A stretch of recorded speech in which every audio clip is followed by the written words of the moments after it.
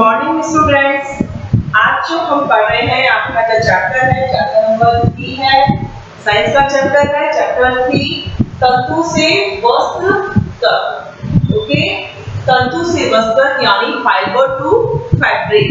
Okay, आज हम इसके बारे में पढ़ेंगे। यानी तंतु यानी जो फाइबर्स है, छोटे छोटे तंतु होते हैं, उनसे हम वस्त्र की निर्माण की प्रक्रिया कैसे करते हैं। एक तंतु होता है, तंतु से फाइबर से फैब्रिक यानी एक वस्त्र निर्माण कैसे होता है।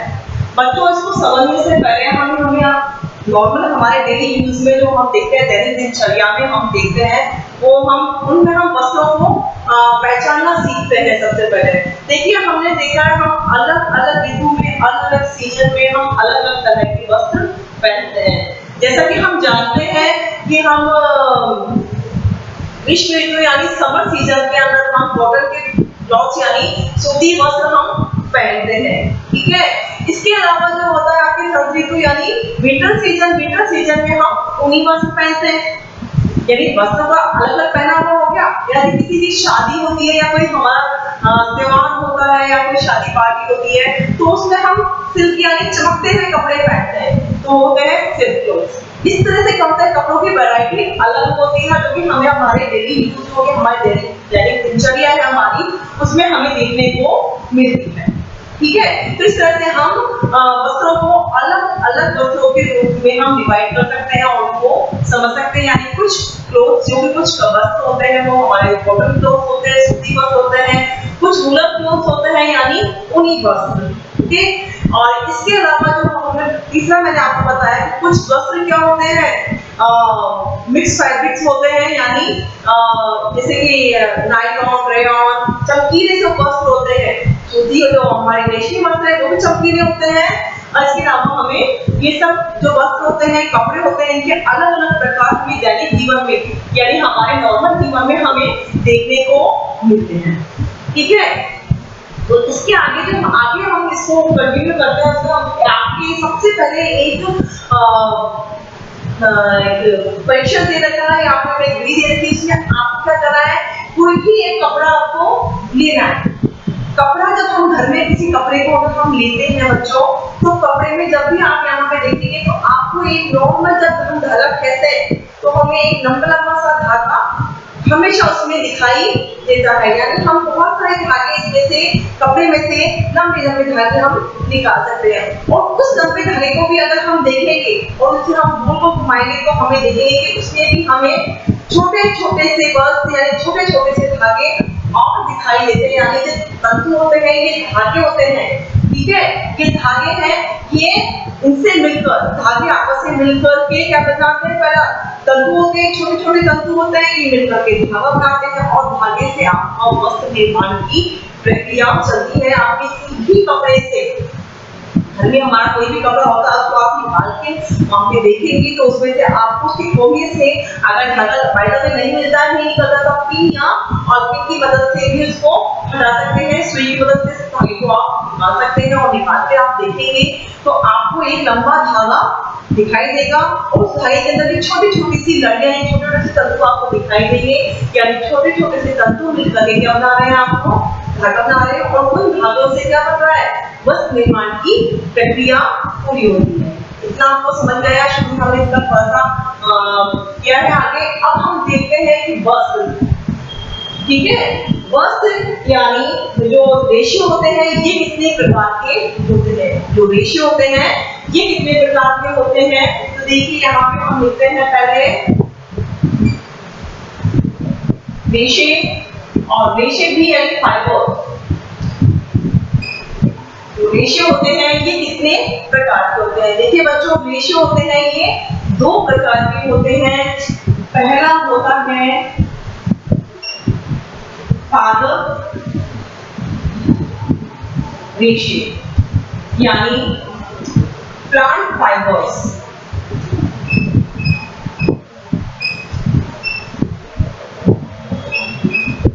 प्लांट फाइबर्स, और दूसरा होता है हमारा जंतुओं से प्राप्त होने वाले रेशे यानी जांतव या फिर जांतव रेशे, या इसे हम कहेंगे एनिमल एनिमल फाइबर।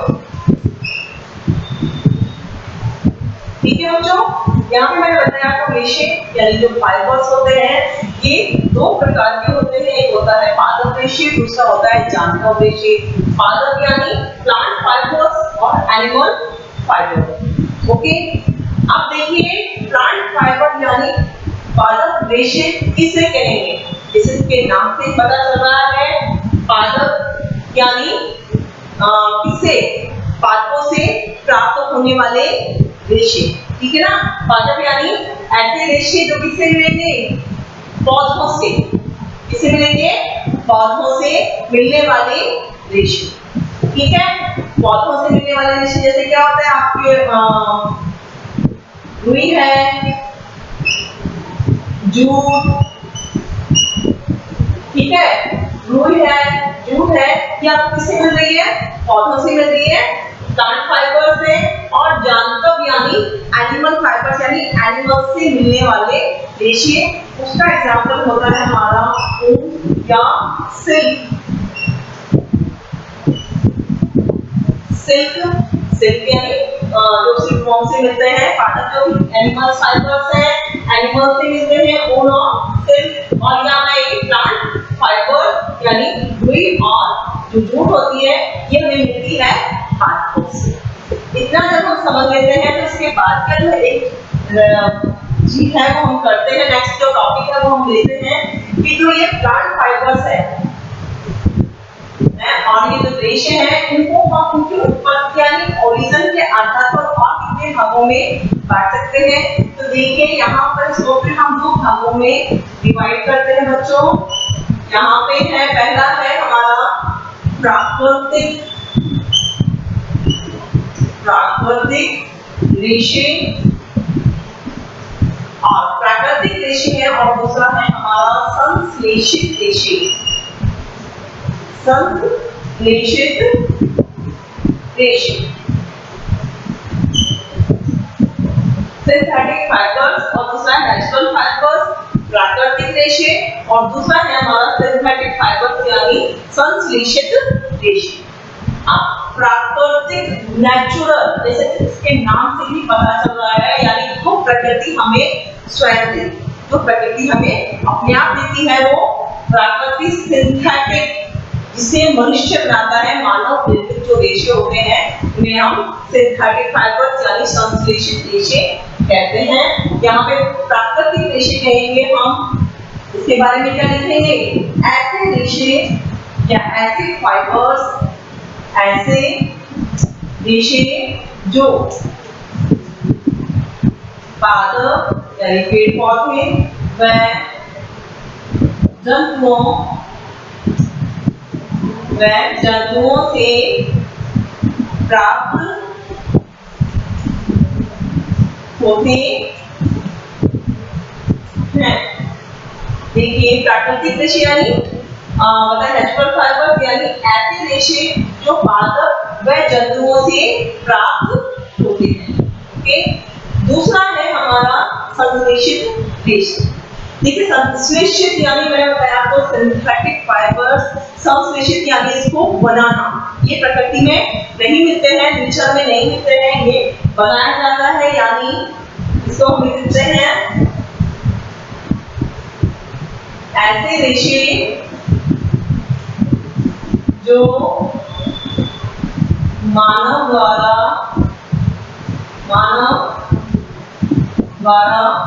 विभिन्न यानी अलग अलग विभिन्न रसायनों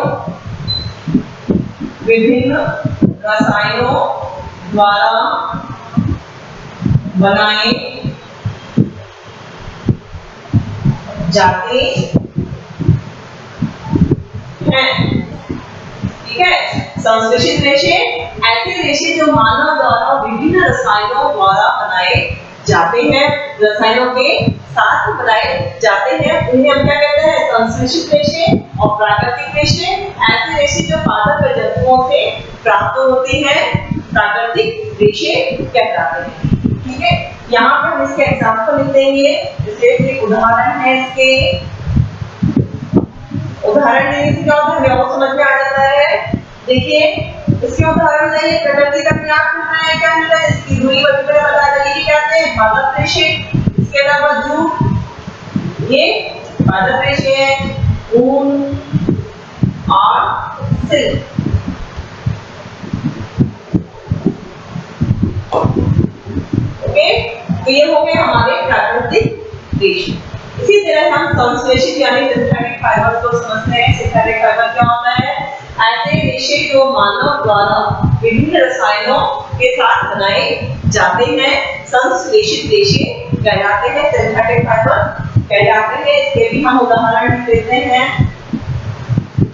जैसे इसके उदाहरण कौन से हो गए, देखिए कैसे हैं, nylon, nylon, rayon, acrylic, acrylic, rayon, rayon आदि। ये सब क्या है, सिंथेटिक फाइबर्स के एग्जांपल है। तो मैंने बताया आपको रेशे होते हैं, वे फोर्स के आधार पर दो प्रकार के होते हैं, प्राकृतिक रेशे और संश्लेषित रेशे। प्राकृतिक यानी natural fibre, synthetic fibre. Natural fibre का मतलब है जो नेचर यानी प्रकृति हमें अपने आप देती है, यानी ऐसे रेशे जो पादपों व जंतुओं द्वारा प्राप्त होते हैं, क्या कहते हैं, प्राकृतिक रेशे कहलाते हैं। और ऐसे रेशे जो मानव द्वारा विभिन्न रसायनों के साथ बनाए जाते हैं, उन्हें हम संश्लेषित यानी सिंथेटिक फाइबर्स कहते हैं।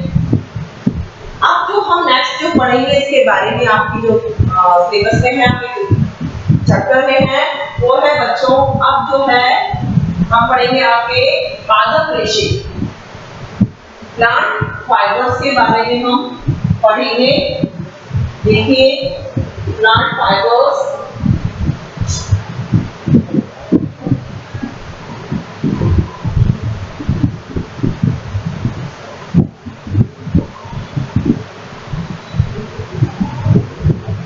हाँ अब देखिए नेक्स्ट जो हम पढ़ रहे हैं वो है हमारा प्लांट फाइबर्स यानी पादप रेशे। पादप रेशे यानी प्लांट फाइबर्स। प्लांट फाइबर्स, जैसा कि मैंने आपको बताया था, प्लांट फाइबर्स किसे कहेंगे, प्लांट फाइबर्स ऐसे रेशे जो पादप और पादपों से प्राप्त होने वाले रेशे यानी पौधों से प्राप्त होने वाले रेशे को हम प्लांट फाइबर्स कहते हैं। सबसे पहले जिसके बारे में हम पढ़ेंगे वो है आपका रुई, रुई यानी कॉटन। इस कॉटन के बारे में हम पढ़ेंगे बच्चों। कॉटन के बारे में हम पढ़ रहे हैं। फर्स्ट देखिए कॉटन, सबसे पहले हमें देखना पड़ेगा कि कॉटन जो होती है, रुई होती है, यह किस पौधे से हमें मिलती है। अधिकतर सब बच्चे जानते हैं इस बात को कि जो रुई है, कॉटन है, वो हमें कपास के पौधों से प्राप्त होती है। कौन से पौधे से मिलती है बच्चों, कपास का पौधा। जो कॉटन है हमें कपास के पौधों से प्राप्त होती है। देखिए इसके साथ में क्या होता है, यहाँ पे कौन सी ऐसी कौन सी जलवायु होती है, कौन सी भूमि के लिए, तो ये मिलते हैं बच्चों उष्ण जलवायु, उष्ण जलवायु। और इसकी जो मिट्टी होनी चाहिए जो, वो है हमारी काली मृदा। जो काली मृदा होती है, काली मिट्टी होती है, उसमें ये वो आसानी से कर जाते हैं। जो मृदा होती है वो काली होनी चाहिए और यहाँ की जो जलवायु हो वो उष्ण होनी चाहिए, उसमें ये आराम से कपास का पौधा ग्रो करता है। अब जो नेक्स्ट है इसके अंदर हम देखेंगे कि जो कपास का पौधा है, ये इसका कौन सी चीज है, कपास के पौधे में ऐसा क्या होता है, उसका पत्ती होती है या उसका तना होता है या जड़ होती है, किससे हमें मिलता है, क्योंकि फल या फूल होते हैं। तो हमें पता होना चाहिए कि जो कपास का पौधा है, इसका जो फूल है, फ्लावर है, उससे क्या हो रहा है, हमें ये जो कॉटन है वह हमें प्राप्त होती है। कपास का जो फल है उससे हमें क्या मिलता है? कॉटन। कपास का फल, ठीक है, जिसे हम क्या बोलते हैं? कपास गोलक भी बोलते हैं। कपास गोलक, कपास गोलक बोलते हैं। और ये जो ये कपास का फल है बच्चों, ये नींबू के आकार का होता है, इतना बड़ा होता है, नींबू के आकार का होता है, ठीक है। यहाँ देखिए जो कॉटन है वो कपास का पौधे से प्राप्त होती है। देखा जो कपास का पौधा है वो उष्ण जलवायु और काली जो मिट्टी होती है, काली मृदा में उगता है, में उगाया जाता है। और यहाँ पे है कपास का जो फल है जिसे हम कपास गोलक भी कहते हैं, ये नींबू के आकार का होता है। अब है कि कपास तंतुओं से जो ढका हुआ होता है, जो फल है इसका वो कपास तंतुओं से ढका हुआ होता है और इसे हम बिनोला या कपास का बीज कहते हैं। देखिए जो कपास का जो फल है ये कपास के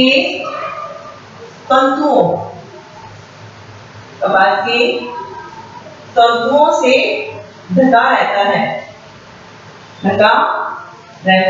जिसे हम क्या कहते हैं? कपास का बीज या बिनौला। कपास का बीज या बिनौला कहते हैं। तो कपास है, कपास का पौधा है, यह जो भी हमें कपास के पौधे से मिलती है, कपास का जो फल होता है उससे ये हमें प्राप्त होता है।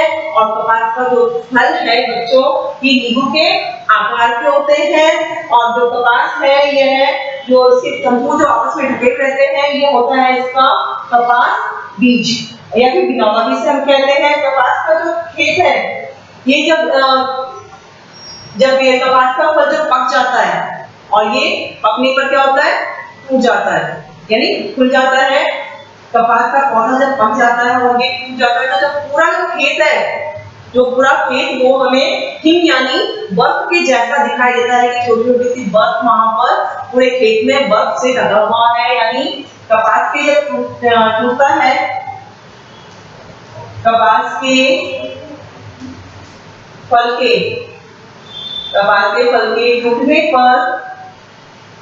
टूटने पर खेत हिम की जैसा दिखाई देता है। हिम यानी बर्फ, हिम जैसा दिखाई देता है। कपास का जो फल है वह टूटने पर खेत में हिम के जैसा दिखाई देता है, यानी चारों तरफ हमें खेत में लगता है कुछ समय बर्फ जमा हो गई है। इसके अलावा बच्चों जब इसकी जो जब फूल जाता है ना और ये फ्लावर्स उसके हमें दिखाई देते हैं हिम के जैसे, इसके बाद में इसकी जो फल है इनको हम अब पौधे से अलग कर लेते हैं, ठीक है ना। क्या करते हैं? जो पौधा है इसमें से अब कपास के जो बीज है, कपास का जो फल है उसको हम हस्त चयन विधि द्वारा, कौन सा विधि? हस्त चयन विधि द्वारा कपास के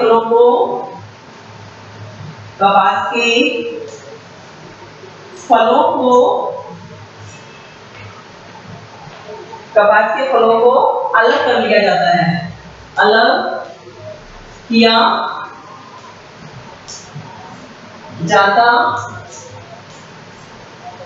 है। हस्त चयन विधि द्वारा कपास के बीजों को अलग कर लिया जाता है, पृथक कर लिया जाता है। और फिर इसके बाद में हमने क्या किया? कपास के फलों को अलग कर लिया। इसके बाद में जो आता है बच्चों वो अंकुतन विधि द्वारा कपास के जो बीज है, जो फल है उनमें से अब बीजों को पृथक कर लिया जाता है। अंकुतन विधि द्वारा कपास के फल से बीजों को अलग कर लिया जाता है, बीजों को अलग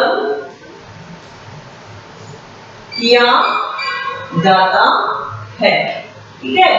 अब देखिए हस्तचयन विधि द्वारा कपास के फलों को पहले अलग किया जाता है, इसके बाद में कंकण विधि द्वारा कपास के फल से अब बीजों को अलग कर लिया जाता है, उनको हटा लिया जाता है।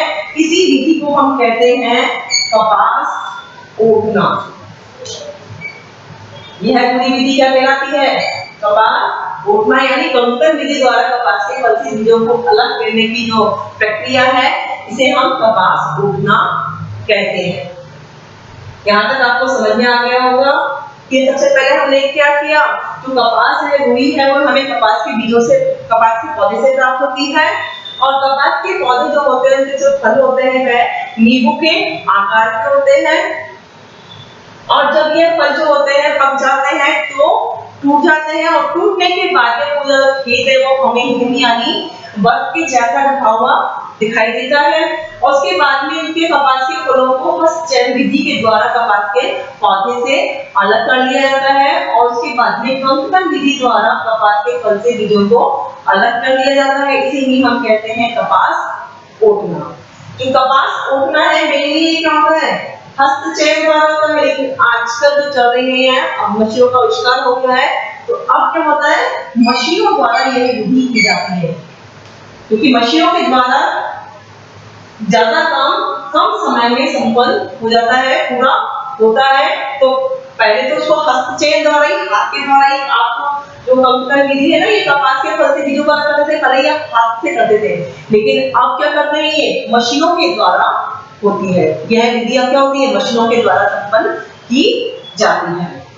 ये हो गया आपका। उसके बाद में जब आपके मशीनों के द्वारा अलग कर दिया जाता है, इसके बाद में इसको जो तंतु होते हैं वो तैयार होते हैं, उसके बाद में इनसे वस्त्र बनाए जाते हैं, वो हम बाद में पढ़ेंगे। अभी तक तो हमने ये क्या देखा, हस्तचयन विधि के द्वारा कपास के फलों को अलग किया जाता है, कंकण विधि के द्वारा कपास के बीज से फल से बीजों को अलग कर लिया जाता है। इसके बाद जो सेकंड पढ़ेंगे हम वो है हमारा इसमें जूट।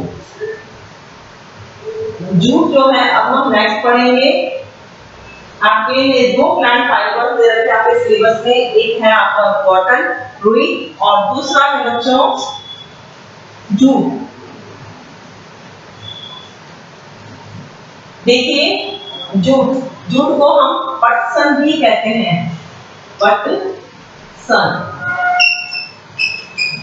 जूट को हम पटसन भी कहते हैं, और पटसन क्यों कहते हैं? क्योंकि यह है कौन से पादप से मिलता है? पटसन पादप से, यानी पौधे से, पटसन के पौधे से प्राप्त होता है।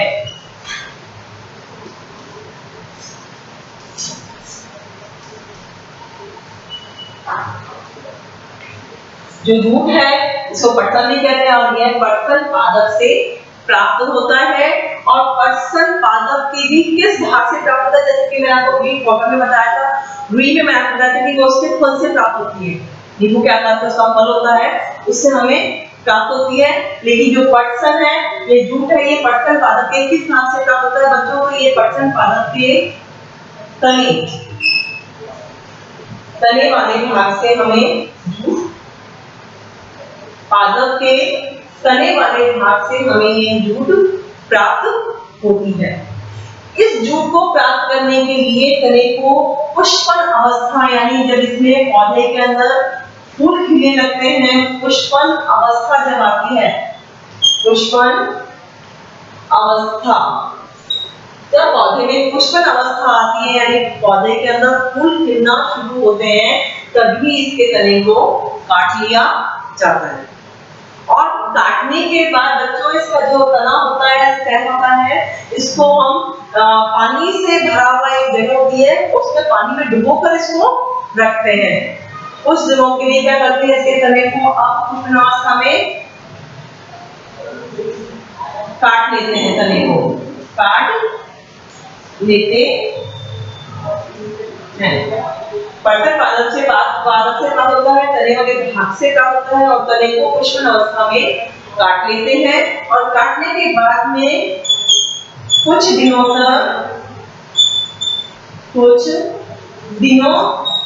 तक तने को पानी में रख देते हैं। पानी में रख देते हैं। कुछ देर तक क्या किया हमने इसको पानी में रख दिया, और पानी में रखने के बाद में कोई भी चीज अगर पानी में ज्यादा दिन तक रखे तो वो गल जाती है। इसी तरह से जब ये क्या होगा, इस तले को भी पानी में कुछ दिन तक हम डुबो के रखेंगे तो यह गल जाएगा, गल जाएगा। और गलने के बाद में क्या होगा, इसके जो तंतु होते हैं वो धीरे धीरे इसके जो तने से पृथक होना स्टार्ट होता है, अलग होना स्टार्ट कर देते हैं। और जो तंतु अलग हो जाते हैं तो बच्चों इसके जो तंतु है इनको देखिए, अब हमने क्या किया, इसको पानी में डाल दिया, और पानी में डालने के बाद में ये क्या होता है, गल जाएंगे, और गलने से इनके तंतु हैं वो अब पृथक हो जाएंगे। पानी में डालने से क्या होता है, तना गल जाता है, तना क्या करेगा, गल जाएगा। और गलने के बाद में हाथों से इसके तंतुओं को, इसके तंतु यानी फाइबर्स को अलग कर लिया जाता है, यानी पृथक किया जाता है।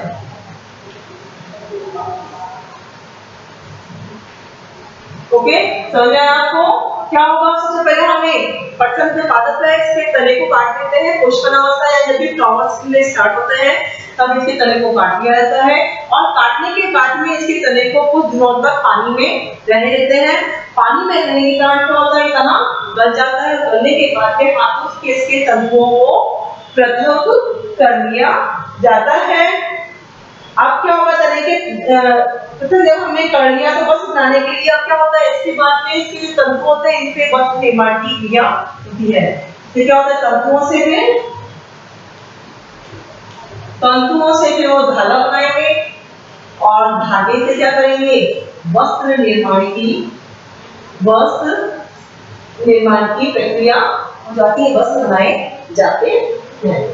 देखिए, जूट से भी क्या क्या बनती है, जूट से चटाई बनती है, बैग बनते हैं, रस्सी बनती है, जूट की रस्सी भी आती है ना, ऐसे इनसे सारी चीजें हमें आगे जो जूट से इनसे बनाई जाती है। तो हमने आपको दो बताए, पादप विषय पढ़े हमने दो का पढ़ा हमने कॉटन के बारे में, रुई के बारे में, दूसरा हमने पढ़ा जूट यानी पटसन के बारे में। अब नेक्स्ट होता है बच्चों इसके बाद में जो हम लेंगे इनकी कताई, कि इनसे हम जब हम धागा प्राप्त कर लेते हैं तो धागे से वस्त्रों की कताई कैसे की जाती है।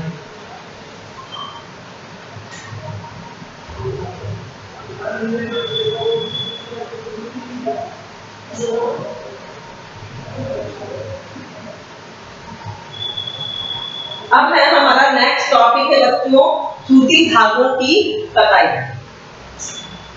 सूती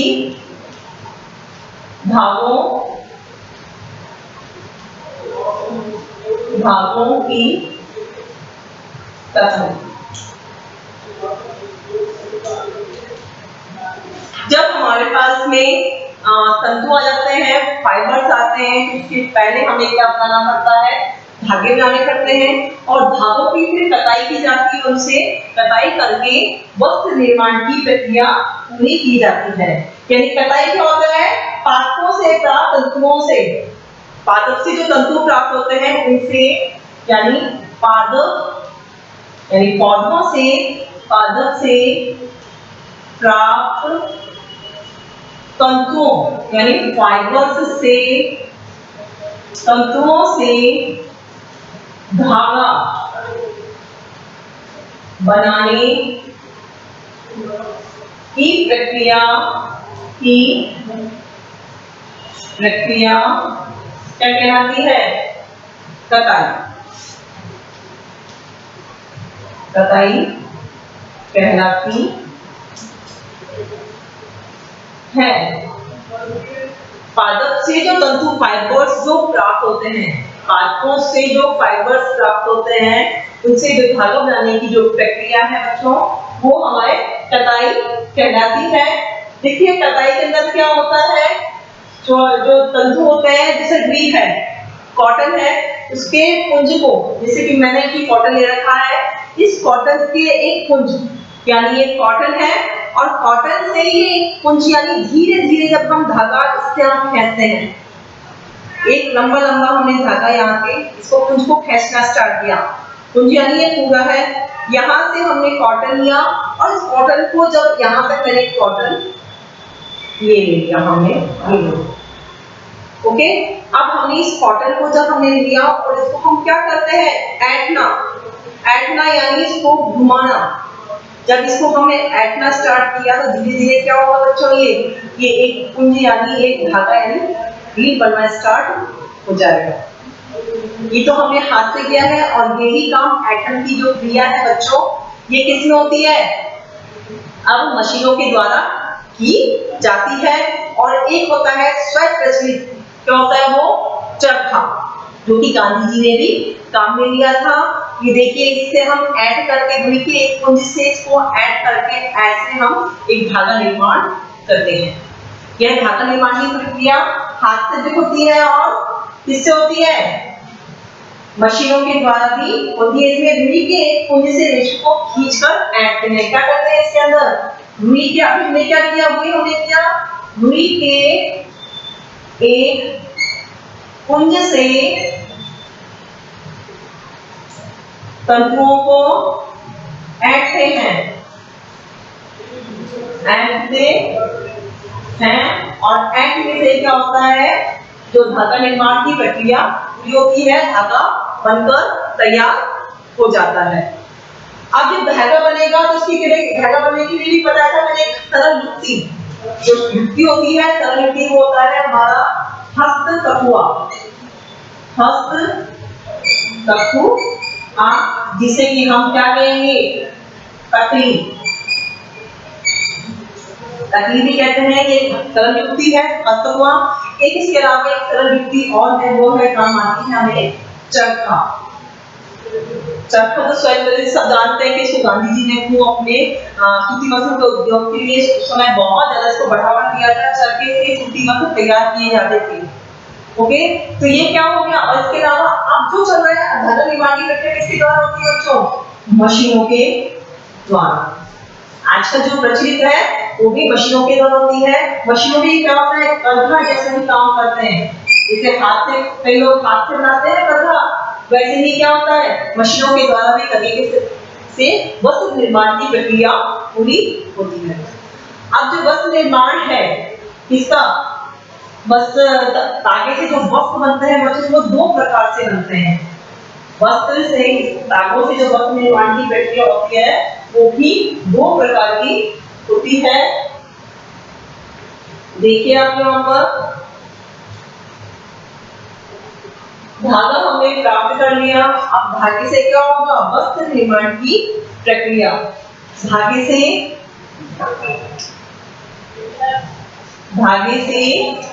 वस्त्र, ठीक है। धागे से जो वस्त्र बनता है वह दो प्रक्रिया दो तरह से बनाया जाता है। दो तरह का कौन कौन सा होता है, एक तो होता है हमारा वीविंग और दूसरा होता है हमारा नीटिंग, वीविंग और नीटिंग। देखिए वीविंग क्या होता है, जब धागे के दो साइड जब हम लेते हैं और दो साइड से हम क्या करेंगे इसके अंदर बुनाई की प्रक्रिया करते हैं। जब दो धागे की दो साइड से किसी वस्त्र को बुना जाता है तो उसे हम कहते हैं वीविंग। क्या कहेंगे हम इसमें, इसको हम लिख लेते हैं यहाँ पर, समझ लेते हैं। धागे के दो साइड से बनाया जाने वाला वस्त्र यानी जो बुनाई की प्रक्रिया है वो हमारी कहलाती है वीविंग। इस वीविंग में होता है धागे के दो साइड को आपस में व्यवस्थित करके धागे के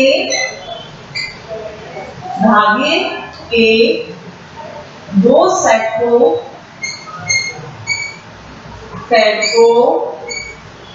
व्यवस्थित करके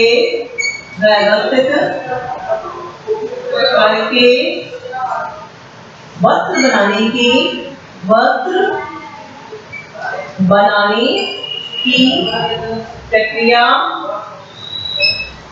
क्या कहलाती है? वीविंग। वीविंग को हम बुनाई भी कहते हैं। क्या कहते हैं? बुनाई। ओके, यानी धागे की दो सेट को व्यवस्थित करके वस्त्र बनाने की या वस्त्र निर्माण की प्रक्रिया वीविंग कहलाती है। बुनाई वीविंग कहलाती है। और दूसरा होता है बच्चों निटिंग। देखिए निटिंग क्या होता है, यहाँ पे हमने धागे के दो सेट लिए थे और निटिंग के अंदर होता है केवल धागे का एक सेट से वस्त्र निर्माण की प्रक्रिया, यानी धागे के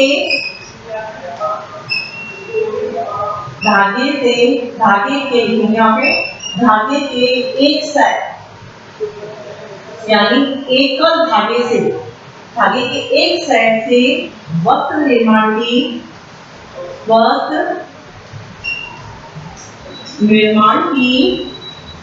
प्रक्रिया क्या कहलाती है? निटिंग।